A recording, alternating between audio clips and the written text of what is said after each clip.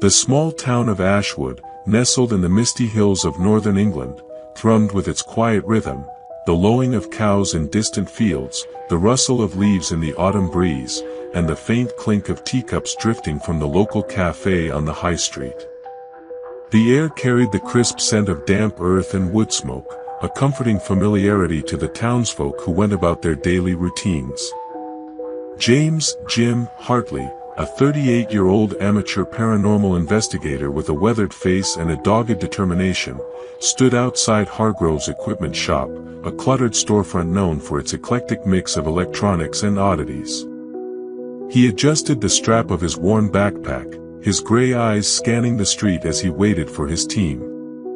Beside him stood Sarah Bennett, a 34-year-old sound engineer with a sharp ear for anomalies and a no-nonsense demeanor, her auburn hair tied back in a practical ponytail. Mark Ellison, a 42-year-old former electrician turned tech specialist, leaned against the shop's window, his broad frame dwarfing the camera bag slung over his shoulder. Rachel Turner, a 29-year-old psychic medium with a quiet intensity, lingered a few steps away, her dark eyes distant as if sensing something unseen. The Ashwood Paranormal Society had formed 3 years ago, born from a shared fascination with the supernatural after a chance meeting at a local pub. Jim, once a skeptic, had turned believer after an unexplainable encounter in an abandoned mill. Sarah's obsession with audio anomalies drove her to capture the unexplainable.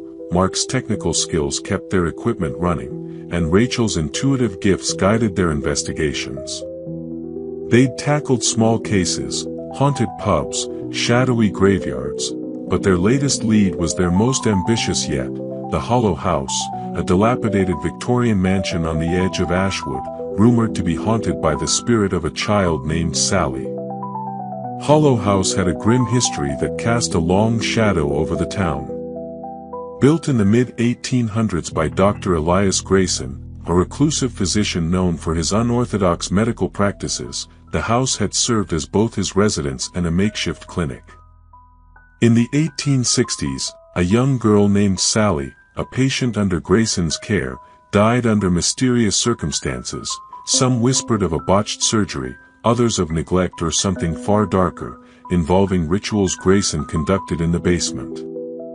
Her screams were said to have pierced the night, haunting the townsfolk until Grayson's own death a decade later under equally murky conditions, found lifeless in his study with a look of terror frozen on his face. The house had stood abandoned ever since, its walls whispering tales of Sally's restless spirit. Locals reported flickering lights in empty rooms, the sound of children's laughter echoing through the night, and shadowy figures darting past the windows. The Ashwood Paranormal Society had heard the stories for years, but a recent tip from a former resident, Mrs. Clara Henshaw, who claimed to have recorded Sally's voice during a brief stay in the house, spurred them into action. Jim saw it as their chance to document something truly groundbreaking. Inside Hargrove's shop, the air smelled of old electronics and dust. The shop owner, a wiry man named Mr. Hargrove with a perpetual frown etched into his weathered face, handed Jim a new EMF meter with a grunt. "You lot are braver than most," he said, his voice gruff and gravelly. "That house has a bad feel. I heard things myself when I was a kid, laughter, crying, footsteps where there shouldn't be. Didn't stay long." Jim nodded, tucking the meter into his bag, his jaw set. "We're prepared. Just need the gear to back it up." Sarah adjusted her recorder, her brown eyes scanning the cluttered shelves. "Any advice, Mr. Hargrove?" "Beyond the obvious, don't go." Hargrove's frown deepened, his fingers twitching as he wiped down the counter. "Keep your eyes open and your wits about you. Don't go alone, not even to the loo. That place, it pulls you in, makes you see things, hear things. And don't touch anything you don't understand." He turned away, muttering something about foolish curiosity, leaving the team to exchange uneasy glances. Mark shifted his weight, his voice low. Sounds like he's speaking from experience. You think he's just trying to scare us? Rachel shook her head, her expression distant. No. He's felt something. I can sense his fear, it's real. The drive to Hollow House wound through narrow lanes, the car's headlights cutting through the thickening fog that rolled in from the hills. The house loomed ahead, a two-story Victorian structure with sagging eaves, boarded-up windows that stared like empty eyes, and a porch that tilted precariously, its wood rotted and gray. The garden was a wild tangle of overgrown weeds, brambles, and gnarled trees, their branches clawing at the sky as if reaching for something unseen. Jim parked, and the team stepped out, their boots crunching on the gravel drive. The damp air carried a faint, sour scent, like decay mixed with wet earth, and the silence was oppressive, broken only by the distant hoot of an owl. Looks like it's been waiting for us, Mark said, hefting his camera bag, his voice tinged with nervous humor as he adjusted his cap. Creepy, but perfect for an investigation, Sarah added, her recorder already running, capturing the ambient sounds, the rustle of leaves, the creak of the house settling, the whisper of the wind through the trees. Rachel shivered, pulling her coat tighter around her slim frame. I feel something.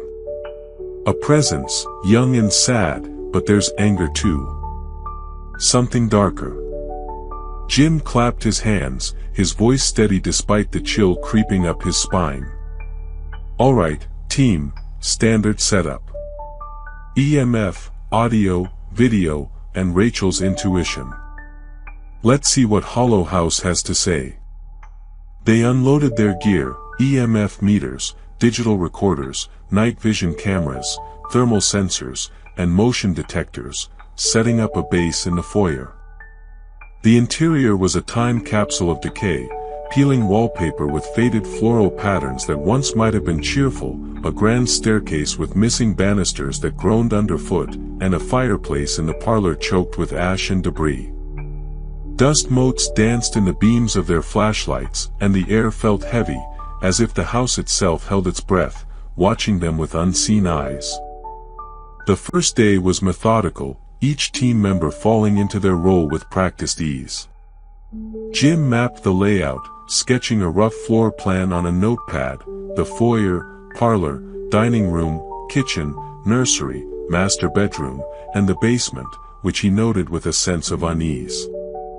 Mark wired cameras in key areas, his hands steady as he mounted tripods in the nursery, with its child-sized bed and broken toys, the parlor, where an old piano sat in the corner, and the basement, a cavernous space with rusted chains hanging from the ceiling. Sarah calibrated her recorders, placing them strategically to capture every sound, her brow furrowing as she adjusted the sensitivity. Rachel wandered the rooms, her hands outstretched, meditating as she sought impressions, her face paling as she lingered in the nursery.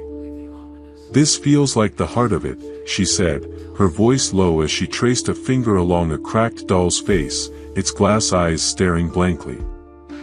Sally's energy is strong here, but there's pain. So much pain. By evening, they settled into a routine, monitoring their equipment from the parlor, which they'd turned into a makeshift command center. A folding table held laptops, monitors, and a thermos of coffee, its bitter aroma a small comfort against the chill. The house was silent, save for the occasional groan of settling wood or the skitter of a mouse in the walls. Jim reviewed footage on his laptop, his eyes scanning for anomalies, while Mark adjusted sensors, muttering about battery life. Sarah played back audio, her headphones on, her brow furrowing at a faint static hum. Nothing concrete yet, she said, removing the headphones, but this place has a vibe, cold, watchful, like it's waiting for us to slip up. Rachel sat cross-legged on the floor, a notebook in her lap, her pen scratching as she jotted down impressions. Sally's here, she murmured, her voice distant. She's curious about us, but she's scared. There's something else, someone else. A man, angry, controlling. Mark glanced at her, his skepticism surfacing. You sure that's not just the house playing tricks? Old places like this mess with your head. Rachel's gaze sharpened, her voice firm. It's not the house. It's a presence, two presences. Sally, and someone who doesn't want us here. That night, as they took turns resting on sleeping bags in the parlor, the first anomaly struck. Jim was on watch, sipping coffee from a chipped mug, when the EMF meter on the table spiked, its needle dancing wildly between readings. He grabbed his flashlight, his heart rate spiking as he called softly, Sarah, Mark, Rachel, upstairs, now. They hurried to the nursery, their footsteps echoing in the silent house, the air growing frigid as they crossed the threshold. The temperature had dropped 10 degrees, their breath visible in the dim light. Sarah's recorder, placed on the child's bed, picked up a whisper, barely audible at first, a child's voice saying, Sally, play. The team froze, exchanging wide-eyed looks, the hair on their arms standing on end. Did you hear that? Mark whispered, his camera trembling in his hands as he aimed it toward the sound. Rachel nodded, her face pale, her voice trembling with a mix of fear and excitement. She's here. Scared, but curious. She wants to connect. Jim adjusted his meter, his hands steady despite his racing pulse. Let's document it. Rachel, can you reach her? Rachel closed her eyes, her voice gentle and coaxing. Sally, we're here to help. Can you tell us what happened? We want to hear your story. The room grew quieter, the silence pressing against their ears, until a faint giggle echoed, followed by a thud from the corner. A small wooden ball, painted with faded red stripes, rolled across the floor, stopping at Jim's feet. He bent down, his fingers hesitant as he picked it up, the wood cold and unnaturally heavy in his hand. Got it on audio, Sarah said, her voice shaky but exhilarated as she checked her recorder. This is gold. Clear EVP, electronic voice phenomenon. Sally's voice. Mark panned his camera, his voice low. And the ball caught the movement on video. No strings, no tricks. This is real. The next morning, the team gathered in the parlor, their faces a mix of exhaustion and excitement as they reviewed the footage. The ball's movement was captured in crisp detail, rolling across the floor with no visible cause, and the whisper, Sally, play, was unmistakable on Sarah's recording. This is our breakthrough, Jim said, his voice tinged with awe as he replayed the clip. We've got solid evidence. Let's keep pushing. Over the following days, the activity escalated, each night bringing new phenomena that tested their resolve. The EMF spiked randomly throughout the house, readings jumping in the nursery, the basement, and even the kitchen, where an old iron stove stood rusted and cold. Lights flickered despite the house having no electricity, the bulbs long since burned out, casting eerie shadows that danced across the walls. Sarah's recorders captured more voices, whispers of, help me, don't leave, and a child's cry that sent chills down their spines, the sound raw and desperate. One recording, taken in the parlor, picked up a faint lullaby, sung in a child's voice, the melody haunting and off-key, as if sung through tears. Rachel reported vivid visions, her connection to the house growing stronger with each passing day. I see Sally, she said one evening, her voice trembling as they sat around the folding table. A girl with pigtails, maybe 7 or 8, standing by the nursery window. She's pale, her eyes sunken, and she's holding a doll with a missing arm.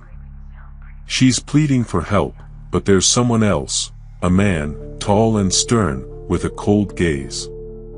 Dr. Grayson. He's here too, angry, controlling.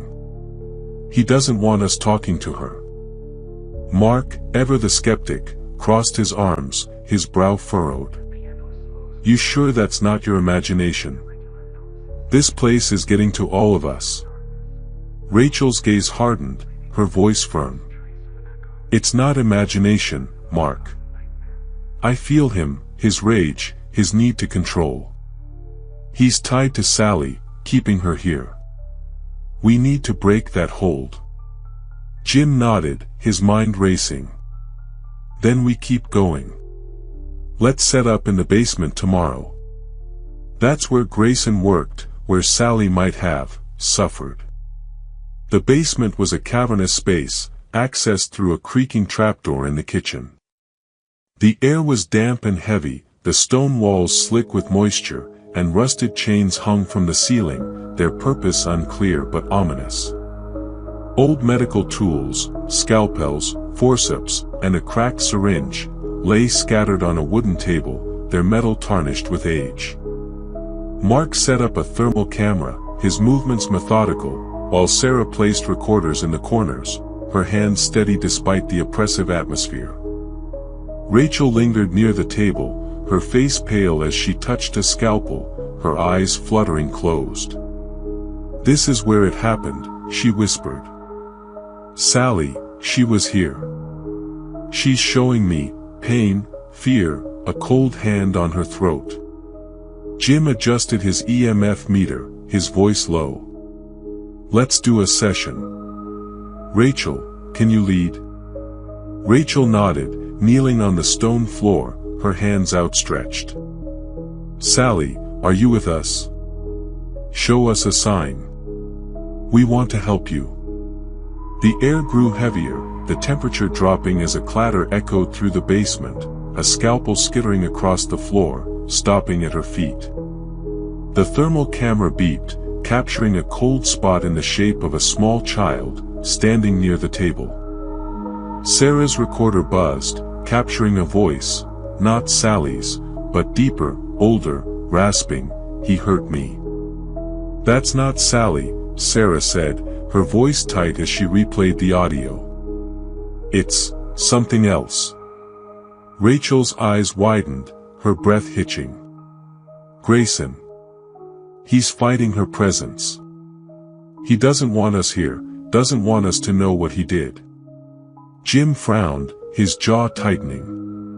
Then we need to push harder. Let's try the spirit board tomorrow night, a full seance. We need direct communication. Mark groaned, rubbing the back of his neck. A spirit board? That's asking for trouble, Jim. We've already got EVPs, thermal hits, why escalate? Because we need answers, Jim countered, his voice firm. Sally's reaching out, but Grayson's blocking her. We need to break through. The team spent the next day preparing, their nerves fraying as the house seemed to grow more oppressive. The air felt thicker, the shadows darker, and small disturbances plagued them, doors slamming shut, footsteps pacing the upstairs hall, and a child's laughter that echoed from nowhere. Rachel grew quieter, her visions more intense, while Sarah's recordings captured increasingly desperate pleas, "Help me, please." In Sally's voice. Mark's skepticism waned as his cameras caught fleeting shadows, their shapes too distinct to dismiss as tricks of light. That night, they gathered in the nursery, the heart of the haunting, setting up for the seance. They drew a salt circle around the room, lit white candles that cast flickering shadows, and placed a spirit board on the floor, its letters glowing faintly in the dim light. Mark set up cameras at every angle, his hands trembling slightly, while Sarah positioned her recorders, her face pale but determined. Rachel led the ritual, her voice steady despite the tension in the air. Sally, Dr. Grayson, we're here. We mean no harm. Tell us your story. The air chilled, the candles flickering as the planchette moved, spelling out SALLIE on the board.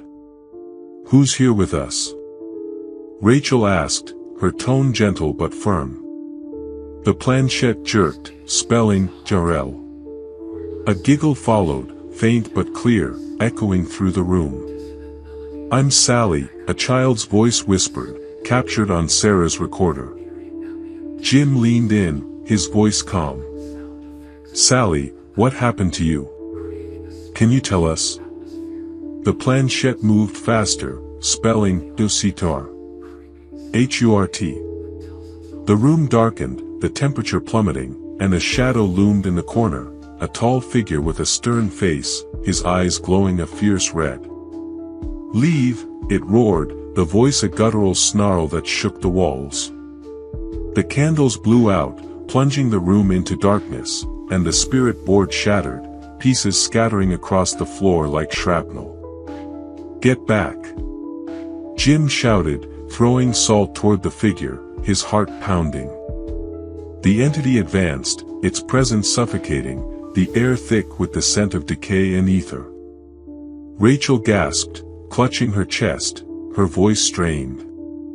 He's strong, Sally's fighting him, but she's weak. He's holding her here.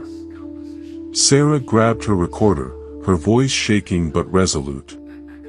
Sally, we're here to free you. Fight him with us. The air crackled, a child's cry piercing the silence, raw and desperate, and the red-eyed figure recoiled, its form flickering like a dying flame. The team chanted a prayer, their voices overlapping in a desperate chorus, in the name of light, release this spirit. Until the entity let out a final scream, a sound that rattled the windows, its form dissolving into a cloud of black smoke that seeped into the walls. The room warmed, the pressure lifting, but a faint whisper lingered, thank you. The next morning, they gathered in the parlor, their faces etched with exhaustion but also a quiet triumph. They reviewed the footage, the shadow's retreat, Sally's voice, the prayer's effect, all captured in chilling detail. We did it, Sarah said, her voice hoarse but triumphant as she replayed the audio. Sally's voice, the entity's reaction, it's all here. Partially, Rachel cautioned, her eyes distant, her hands wrapped around a mug of cold coffee. Sally's at peace, I think. I felt her energy lift, like a weight released. But Grayson, his spirit remains, tied to the house. He's too strong, too rooted in his own malice. Mark nodded, his skepticism replaced by a grim acceptance. I saw that thing. Felt it. We got what we came for, but I don't think we're done with this place. Jim leaned back in his chair, his mind already turning to the future. Then we document it, share it. Let others know what's here, what we faced. Days later, as they packed their gear, the team felt a shift. The house seemed lighter, the air less oppressive, but not entirely free. Back in Ashwood, Jim edited their findings into a documentary, Echoes of the Hollow House, which gained a cult following online, drawing amateur investigators and thrill-seekers to the town. But late at night, he'd wake to a child's giggle drifting through his small flat, see a red glow at his window, and hear a whisper, "You didn't finish." Sarah reported strange static on her recordings, Mark's cameras malfunctioned inexplicably, and Rachel's dreams were plagued by visions of Grayson, his red eyes burning with rage. Hollow House stood silent on the edge of Ashwood, its windows dark, its walls pulsing with unseen presences. Sally's laughter had faded, her spirit perhaps at rest, but Grayson's malice lingered, a silent predator waiting for the next investigators to cross its threshold, eager to continue the game.